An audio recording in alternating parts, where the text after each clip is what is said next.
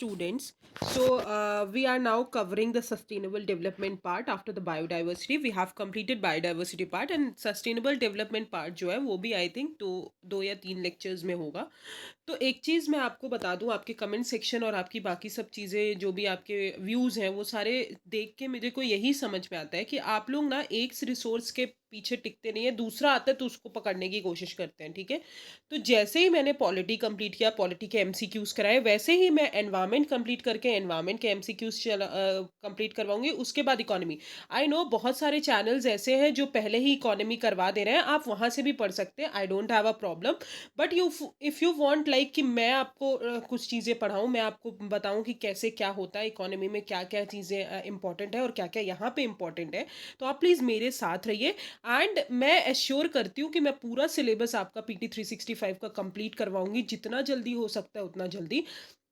But आप उसी space से पढ़िए, ठीक है. ये नहीं कि आज आप एनवायरनमेंट पढ़ रहे हैं तो कल आप इकोनॉमी के पीछे भाग गए, अब इकोनॉमी के बाद साइंस एंड टेक आ जाएगी तो आप उसके पीछे भागने लगेंगे. भाई साइंस एंड टेक पढ़ाइए, साइंस एंड टेक पढ़ाइए मैम.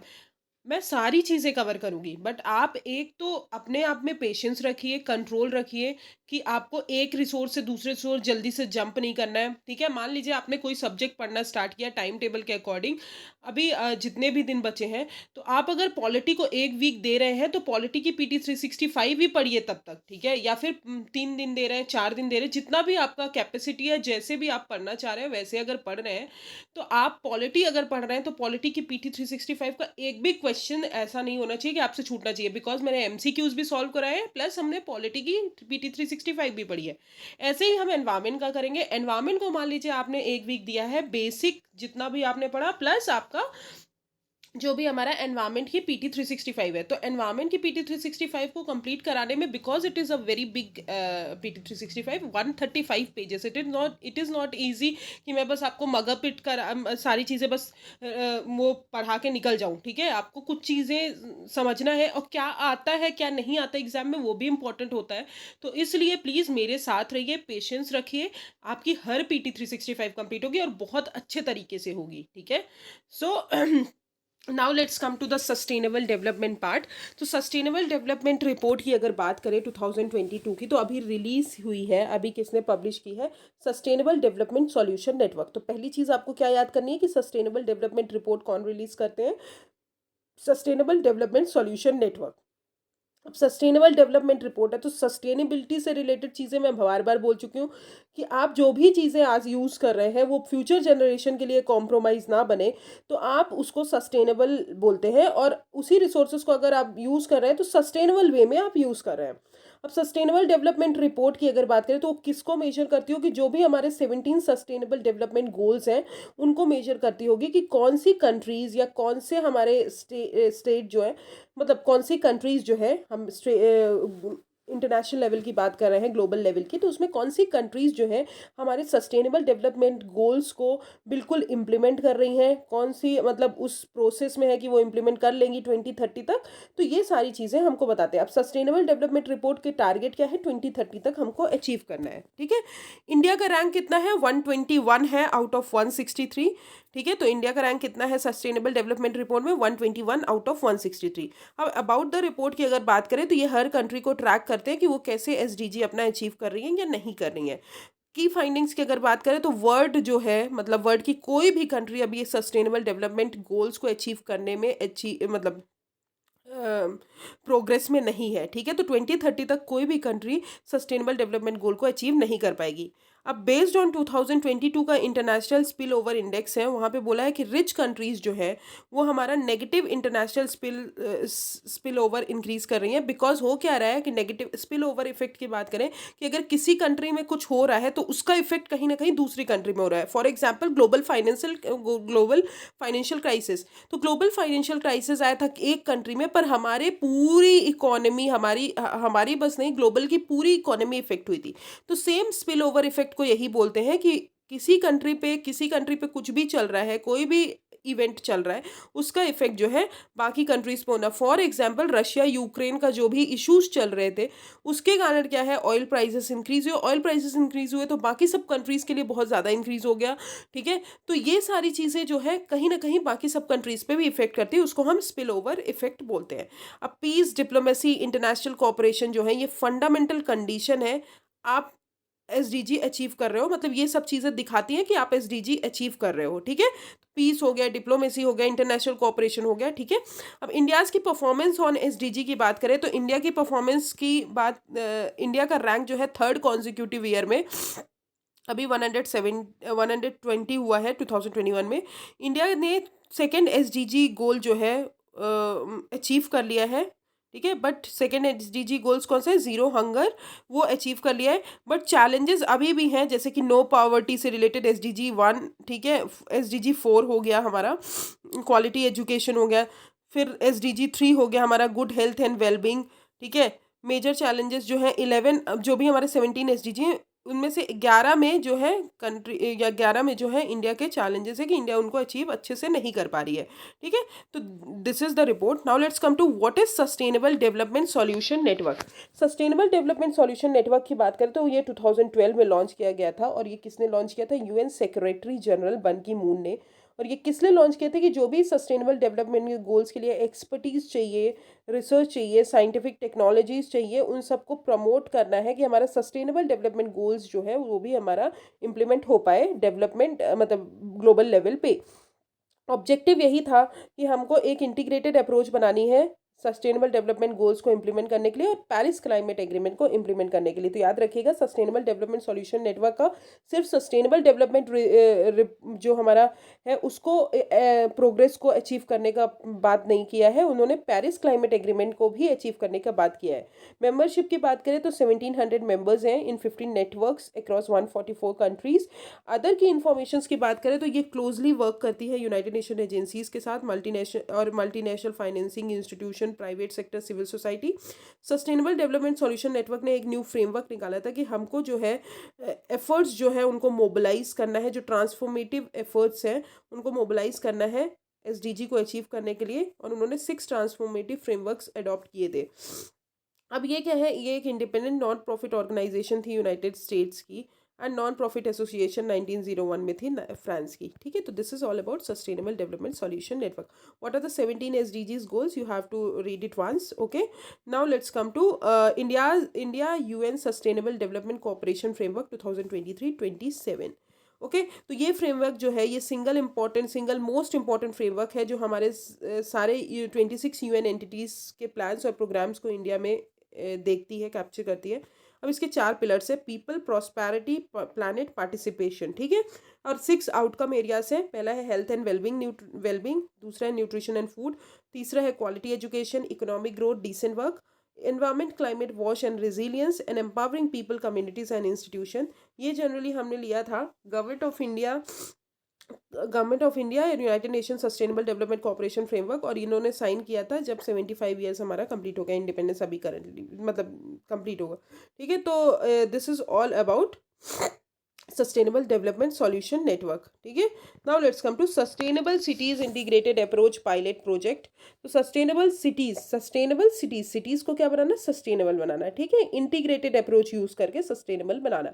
अब यूएन हैबिटेट ने अपनी फाइंडिंग कुछ की, उन्होंने रिसर्च किया सस्टेनेबल सिटीज़ के बारे में, इस प्रोजेक्ट के बारे में, sustainable cities integrated approach pilot project के बारे में, और उन्होंने कुछ इश्यूज़ को हाईलाइट किए related to Jaipur urban development. ठीक है, जयपुर का जो अर्बन डेवलपमेंट है उससे रिलेटेड कुछ इश्यूज़ हाईलाइट किए कि हमको एक स्ट्रैटेजिक इंटरवेंशन बनाना चाहिए और प्रमोट करना चाहिए सस्टेनेबल डेवलपमेंट इन सिटीज़ में। ठीक है, अब ये प्रोजेक्ट है क्या, वो इंपॉर्टेंट है। तो ये कौन इंप्लीमेंट करता है, यूनाइटेड नेशन आईडीओ। ठीक है, यूनाइटेड नेशन आईडीओ है और एक यूएन हैबिटेट है, ministry of housing and urban affairs के साथ मिल के ये इम्प्लीमेंट करते हैं। ये स्कीम जो है, जो भी गवर्नमेंट, जो भी जहाँ पे भी आप लॉन्च कर रहे हो, वहाँ की गवर्नमेंट जो है बाकी यूएन आईडीओ और यूएन हैबिटेट के साथ मिलके लॉन्च करती है। और ये फंड कौन प्रोवाइड करता है इसके लिए, global environment facility fund provide करती है। ओके, याद रखिएगा, these are the most important point in this.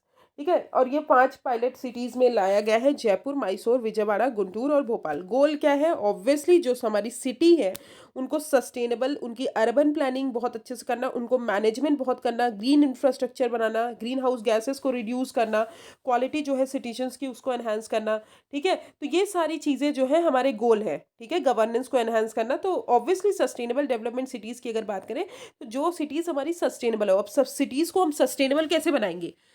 Pollution level कम करके, लोगों को safe standard of living provide करके, ठीक है? इंफ्रास्ट्रक्चर बिल्ड करके, ग्रीन इंफ्रास्ट्रक्चर में इन्वेस्टमेंट बढ़ा के, क्लाइमेट चेंज कम करके, अर्बन प्लानिंग और मैनेजमेंट बहुत अच्छे से करके, तो these are the goals related to this.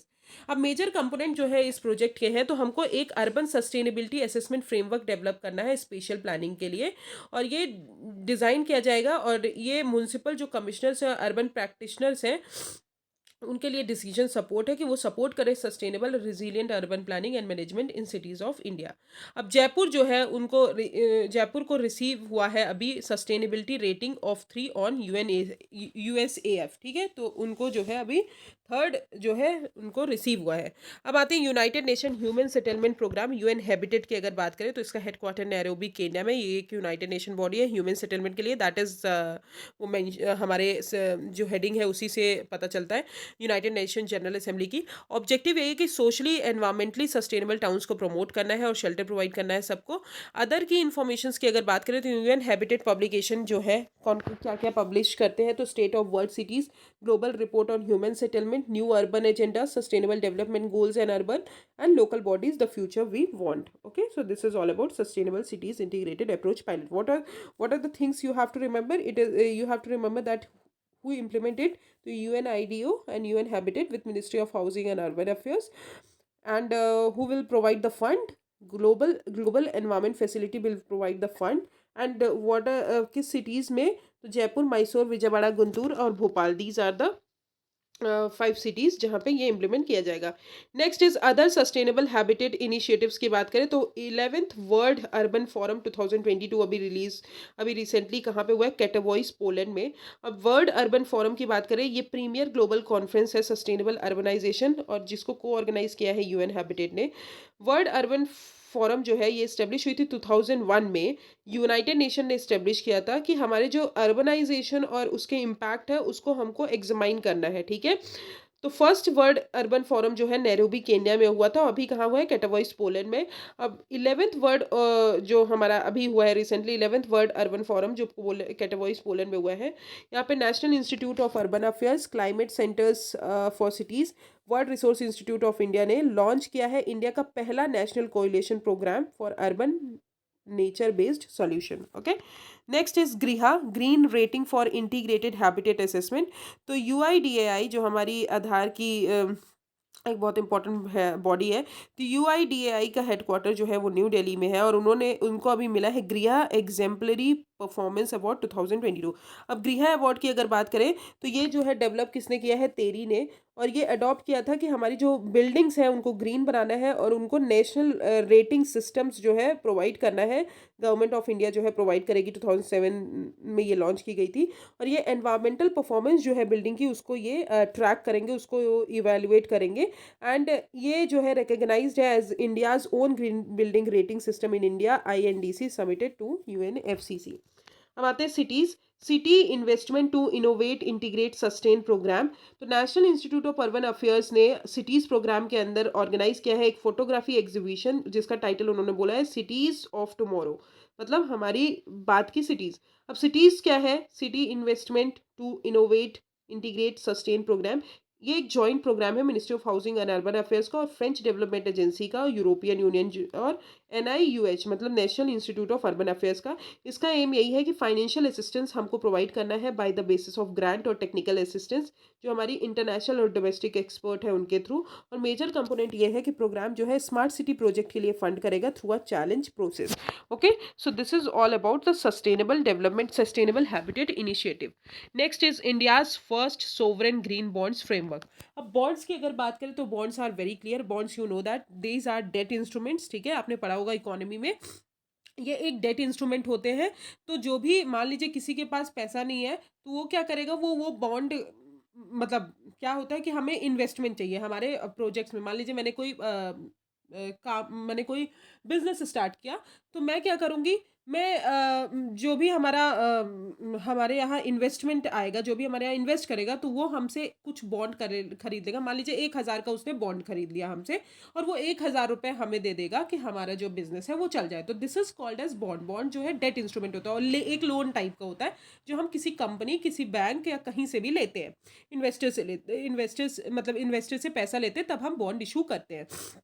तो ग्रीन बॉन्ड्स की बात करें, तो ग्रीन बॉन्ड्स वो बॉन्ड्स होंगे जो इन्वेस्टमेंट हमारे ग्रीन इंफ्रास्ट्रक्चर प्रोजेक्ट को प्रमोट करने के लिए यूज हो। मतलब जो भी इन्वेस्टमेंट, अगर हम बॉन्ड किसी को प्रोवाइड कर रहे हैं, ग्रीन बॉन्ड कोई हमारा ले रहा है, तो वो हमारे ग्रीन प्रोजेक्ट्स जो होते हैं, एनवायरमेंटल बेनिफिशियल जो प्रोजेक्ट होते हैं, उनके लिए जो है इन्वेस्टमेंट करेगा कि हम जो है ये सारी चीज़ें करें। ग्रीन इंफ्रास्ट्रक्चर प्रोजेक्ट्स के लिए वो हमको फंड करेंगे, ठीक है। अब सोवरेन ग्रीन बॉन्ड क्या होता है? सोवरेन का मतलब होता है एक टर्म जो गवर्नमेंट को डिनोट करता है। याद रखिएगा, sovereign is a term which denotes the government, ठीक है। तो गवर्नमेंट जो है, जब गवर्नमेंट जो है बॉन्ड खरीदती है और उसके बेसिस पे आपको पैसा देती है, इन्वेस्टमेंट करती है आपकी कंपनी में कि आप जो है ग्रीन इंफ्रास्ट्रक्चर प्रोजेक्ट्स पे काम करें, तो उसको हम बोलते हैं sovereign green bonds. I hope it is clear. Bond क्या होता है, ग्रीन बॉन्ड्स क्या होता है, एंड सोवरेन ग्रीन बॉन्ड्स क्या होता है। तो इंडिया का पहला सोवरेन ग्रीन बॉन्ड्स फ्रेमवर्क जो है अभी मिनिस्ट्री ऑफ फाइनेंस ने अप्रूव कर दिया है। अब ग्रीन बॉन्ड्स इन इंडिया की बात करें, तो सेबी ने 2017 में एक डिस्क्लोजर नॉर्म लाया था ग्रीन बॉन्ड्स के लिए। वहां पे उन्होंने बोला था कि जो भी इशुअर है, जो भी ग्रीन बॉन्ड इशू कर रहे हैं, वो डिस्क्लोजर, मतलब वो पहले से ही बोल दे कि एनवायरमेंटल ऑब्जेक्टिव्स के बेसिस पे हम ये इशू कर रहे हैं। और इंडिया का पहला ग्रीन बॉन्ड्स जो है वो यस बैंक लिमिटेड ने 2015 में इशू किया था, ठीक है। अब सोवरेन ग्रीन बॉन्ड्स की बात करें, तो ये ग्रीन बॉन्ड्स जो है ये एक फिक्स्ड इनकम इंस्ट्रूमेंट है, जो कि मैंने बता दिया। और ये एनवायरमेंटल प्रोजेक्ट्स और क्लाइमेट रिलेटेड प्रोजेक्ट्स को बेनिफिट करने के लिए, उनके स्पेसिफिक उनको सपोर्ट करने के लिए लाया गया। अब सोवरेन ग्रीन बॉन्ड्स कौन इशू करता है? गवर्नमेंट, ठीक है, जो कि मैंने पहले बता दिया। यूनाइटेड बजट 2022-2023 ने बोला है कि इशुएंस हमको सोवरेन ग्रीन बॉन्ड्स को इशू करना है। की हाइलाइट्स ऑफ द फ्रेमवर्क की अगर बात करें, तो ग्रीन प्रोजेक्ट क्लासिफिकेशन होगा on the basis of principles. जैसे कि अगर आपका ग्रीन प्रोजेक्ट, कैसे हम आइडेंटिफाई करेंगे कि आपका ग्रीन प्रोजेक्ट है? पहली चीज, आप एनर्जी एफिशिएंसी बढ़ाइए, कार्बन और ग्रीन हाउस गैस एमिशन को कम करिए। तो उन प्रोजेक्ट्स को हम ऐसे करके, उन इन प्रिंसिपल्स पे बेस्ड करके ग्रीन प्रोजेक्ट को क्लासिफाई करेंगे। अब जो भी एलिजिबल प्रोजेक्ट्स हैं फ्रेमवर्क के अंदर, वो renewable energy, clean transportation, water, waste management, green building etcetera, ये सारी चीजें हो सकती है। बट ये एक्सक्लूड किसको करेंगे? जो ग्रीन प्रोजेक्ट्स के अंदर नहीं आएंगे: nuclear power generation, landfill project, direct waste incineration, hydro power plant larger than 25 megawatt. तो याद रखिएगा कि एक्सक्लूड कौन कौन से हैं, कि न्यूक्लियर पावर जनरेशन नहीं, लैंडफिल प्रोजेक्ट ग्रीन प्रोजेक्ट्स में नहीं आएंगे, और हाइड्रो पावर प्लांट जो है, जो हमारे 25 मेगावाट से ज़्यादा के हैं, वो भी हमारे ग्रीन प्रोजेक्ट्स के अंदर नहीं आएंगे। फिर ग्रीन फाइनेंस वर्किंग कमिटी भी कॉन्स्टिट्यूट की जाएगी, जो हमें की डिसीजंस बताएगी, इशू करेगी decisions related to sovereign green bond. और प्रोसीड्स जो है वो कहाँ पे डिपॉजिट किए जाएंगे? कंसोलिडेटेड फंड ऑफ इंडिया ने। अब कंसोलिडेटेड फंड ऑफ इंडिया में, अब आप मुझे कमेंट सेक्शन में बताएंगे कंसोलिडेटेड फंड ऑफ इंडिया कौन से आर्टिकल के अंदर आता है, ठीक है। और ये कॉन्स्टिट्यूशनल फंड है, कैसा फंड है, ये भी आप मुझे बताएंगे, ठीक है, कमेंट सेक्शन में। Next is, I hope it is clear, sovereign green bond. Next is municipal green bond. SEBI ने अभी अनाउंस किया है कि वो म्युनिसिपल डेट सिक्योरिटीज भी इशू करेंगे, कि वो भी जो है ग्रीन बॉन्ड्स इशू करें। एंड एलिजिबल प्रोजेक्ट्स जो इसके अंदर हैं वो है renewable energy, clean transportation, water, waste management, green building etcetera. फिर आते हैं ब्लू बॉन्ड। अब ग्रीन बॉन्ड्स जो है ऑब्वियसली एनवायरमेंट के लिए, तो ब्लू बॉन्ड किसके लिए होगा? ओशियंस को प्रोटेक्ट करने के लिए। जो भी इन्वेस्टमेंट हम ओशियंस को प्रोटेक्ट करने के लिए, मरीन लाइफ्स को प्रोटेक्ट करने के लिए, उनके में हेल्दी ओशियंस को प्रमोट करने के लिए जो है ब्लू बॉन्ड्स लॉन्च किया जाता है। अब ब्लू बॉन्ड जो है ये रिलेटिवली न्यू टर्म है। ये भी एक डेट इंस्ट्रूमेंट है जो कि इशूड किया जाता है कि हमारा जो इन्वेस्टमेंट है वो हमारे ओशियंस और ब्लू इकोनॉमिक्स को प्रोटेक्ट करे। ब्लू इकोनॉमिक्स वही है कि सस्टेनेबल यूज करना है हमारे ओशियन रिसोर्सेज का। अब ब्लू बॉन्ड्स जो है वो कहीं ना कहीं अपॉर्चुनिटी ऑफर करते हैं कि हम प्राइवेट सेक्टर से फंड मोबिलाइज करें और उसको ब्लू इकोनॉमी के लिए सपोर्ट करें। इंडिया ने ब्लू ब्लू बॉन्ड्स जो है डिप्लॉय किए हैं बहुत सारे एस्पेक्ट में, like oceanic resource mining, sustainable fishing, national offshore wind energy policy. तो this is all about blue bonds, sovereign green bonds and municipal green bonds. Next is green permit. अब green permit की बात करें तो green permit को environmental clearances भी बोलते हैं। जनरली हमारे जो प्रोजेक्ट्स होते हैं जो हमारे एनवायरमेंट को हार्म करते हैं तो उसके लिए आपको एनवायरमेंटल क्लियरेंस लेना पड़ता है थ्रू एनवायरमेंट इम्पैक्ट असेसमेंट। एक एनवायरमेंट इम्पैक्ट असेसमेंट बना था, उसके अंदर जो है it is a not a statutory law नहीं है कुछ, बट आपको ये प्रोसीजर फॉलो करना पड़ता है अगर आप कोई इंडस्ट्री कहीं पर सेटअप कर रहे हैं, ठीक है। जो आपकी पॉल्यूटिंग इंडस्ट्री है, जो सारी चीज़ें, तो आप कुछ कुछ प्रोजेक्ट्स को उन्होंने क्लासीफाई किया है कि कैटेगरी ए में जो प्रोजेक्ट्स आते हैं, कैटेगरी बी में जो प्रोजेक्ट्स आते हैं, तो इनको जो है क्लियरेंस लेने की ज़रूरत है, कुछ को नहीं लेने की ज़रूरत है। तो ऐसे करके जो है ग्रीन परमिट और एनवायरमेंटल क्लियरेंसेस के बारे में बोला है। तो ministry of environment, forest and climate change ने अभी टेन्योर जो है ग्रीन परमिट्स का उसको एक्सटेंड कर दिया है। तो टेन्योर एनवायरमेंटल क्लियरेंसेस का अभी उन्होंने एक्सटेंड कर दिया कुछ प्रोजेक्ट्स के लिए। कौन कौन से प्रोजेक्ट्स के लिए?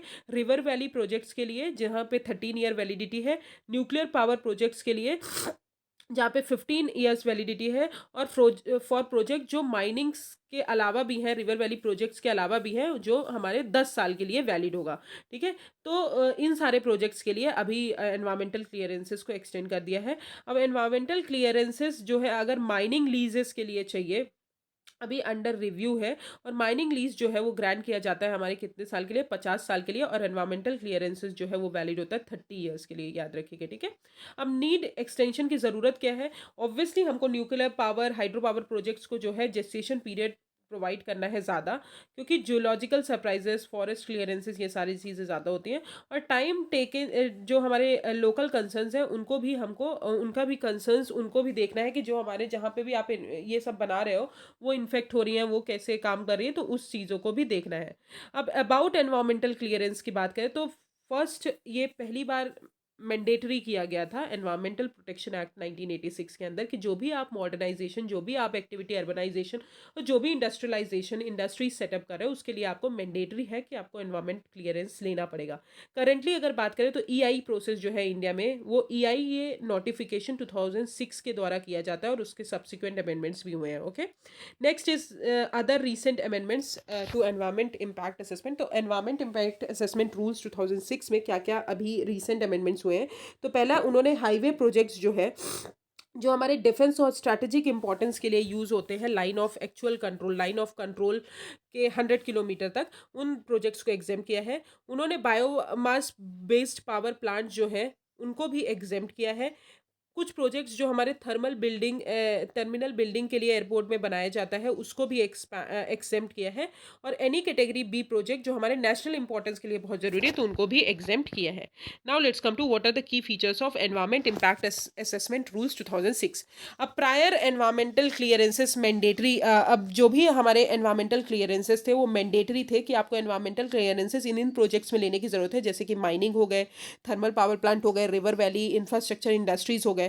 फिर एनवायरमेंटल क्लियरेंसेस जो है हमारा 4 स्टेजेस आपको फॉलो करनी पड़ेगी। पहला है स्क्रीनिंग, दूसरा है स्कूपिंग, फिर पब्लिक कंसल्टेशन और अप्रेजल। टाइम पीरियड दिया है 105 डेज जो है लगेंगे आपको ग्रांट, मतलब एनवायरमेंटल क्लियरेंसेस को ग्रांट करने में।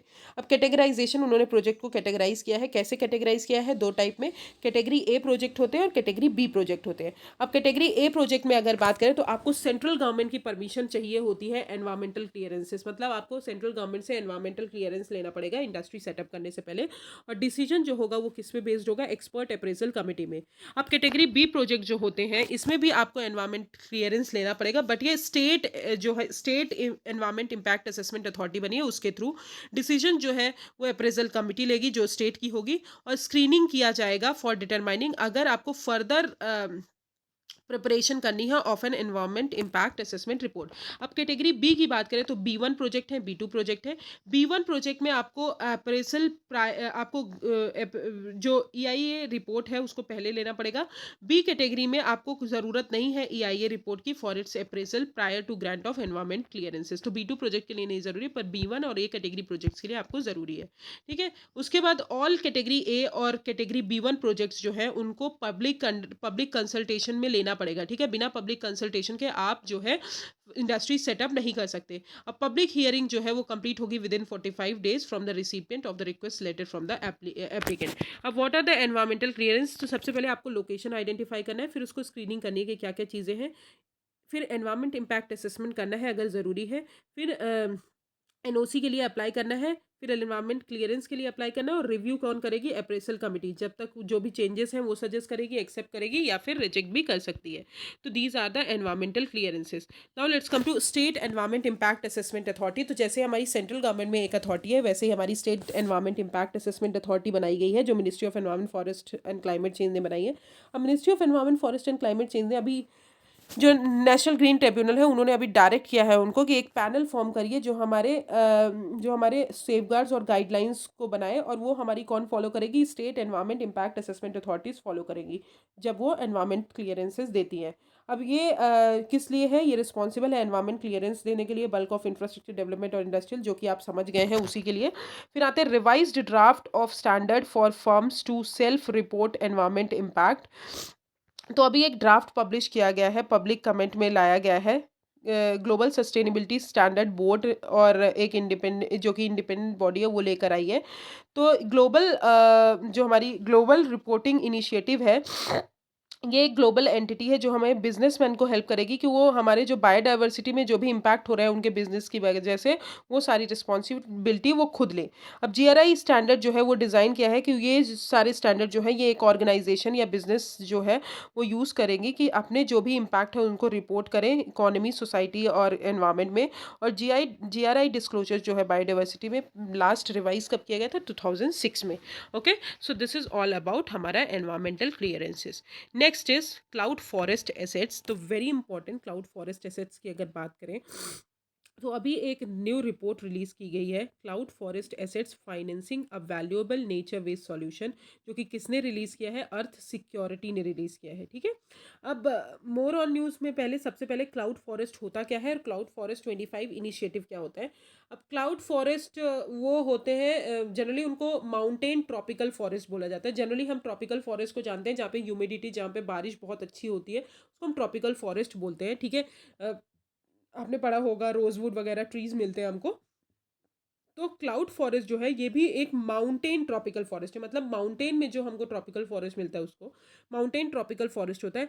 जनरली ये फाउंड कहाँ पे होते हैं? जो भी रिवर के सोर्स होते हैं, जहाँ से रिवर, आपको पता है गंगा हो गई, ये सारी रिवर्स जो है हमारी माउंटेन से निकलती है। ठीक है, तो ये कहाँ पे फाउंड होती है? रिवर हेड स्ट्रीम्स में फाउंड होती है, और मोस्टली ये जनरली हमारे क्लाउड से कवर्ड होती है। अब ये फॉरेस्ट जो है वो हमारे क्लीन वाटर स्टोरेज के लिए बहुत इंपॉर्टेंट है, क्योंकि communities, industries, hydro power plants हम जनरेट करते हैं। मेजॉरिटी ऑफ क्लाउड फॉरेस्ट की बात करें तो 90% ऑफ द जो है वो 25 डेवलपिंग कंट्रीज में मिलती है, ट्रॉपिकल रीजन्स में, जो कि क्लाइमेट चेंज में भी इम्पैक्ट होता है उनके कारण।